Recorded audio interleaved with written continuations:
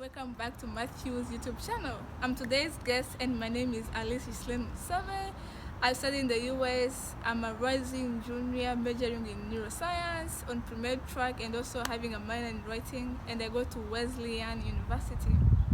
So today, as you guess, we're gonna talk about how to get a scholarship in the US. So basically, you can either apply on your own or apply for a program. But from my experience, I don't know so many people who applied on their own and get in because you need a college counselor to advocate for you the school that you're applying to. So most people apply for programs, and in Rwanda there's so many programs like British Rwanda, Nebraska, Gashora, Education US, Shikan. Personally, I was from British Rwanda. So what are the requirements to apply to the US? So the first requirement is you have to send in your high school reports. You also have to send in your national exam results, and then you have to send in essays. So basically, essays are the important part because everyone can get good grades, but your essays are the part that is going to really set you apart from the whole application pool. The more your essays are very personal, appealing to emotion and authentic, the more the school is going to like you and want you to be on their campus. So really pay so much attention, time and effort on your personal essay. And then the last thing is standardized tests. Those are tests that most schools require either mandatory or just encouraged to send them. So you can either do TOEFL, ACT, SAT. They're English and sciences tests that just it's like a whole tradition of college US schools. So you have to study for them and do them and get a certain grade. Every school has a certain grade range that they want. So if it's a good indication of which schools to apply to or not. So when applying, you can either do ED1, which means early decision. So when applying, you can either do ED1, which means early decision. So early decision is binding. If the school accepts you have to go there. ED2 is kind of binding or not binding depending on schools. And then you have regular decision.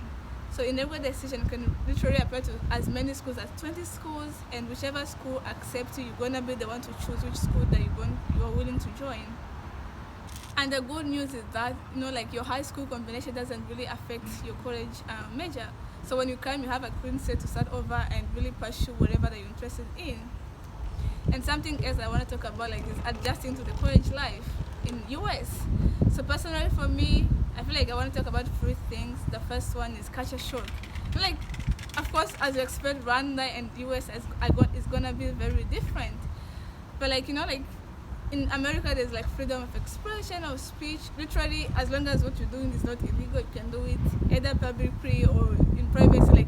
No one cares. And again, social life. That's where as teen, it's all about dating, hooking up, drinking, and partying. It's all done. But of course, you need consent. If you don't do consent, the police are gonna be behind your back. If you drink before 21, you can also get in trouble. But basically, otherwise, have fun with your social life. Second thing is money. Of course, as an international student, you have 20 hours to work on campus. Those are jobs that really helps you just get some money for personal expenses and pocket money.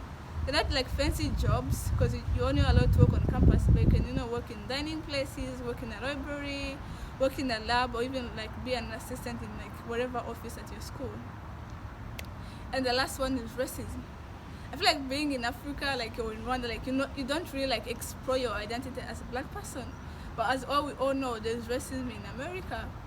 So when you come to the US, you kind of have to learn more about racism, how to respond to racism, how to stay safe from any racism attack, and also how to mitigate or be friends with other minorities. But the good news again is that on campuses, racism is not as intense as it could be outside of campus. Because on campuses, of course the schools are not in favor of racism, and on campuses there are gonna be so many people who are open-minded, who are gonna see you beside of your skin color.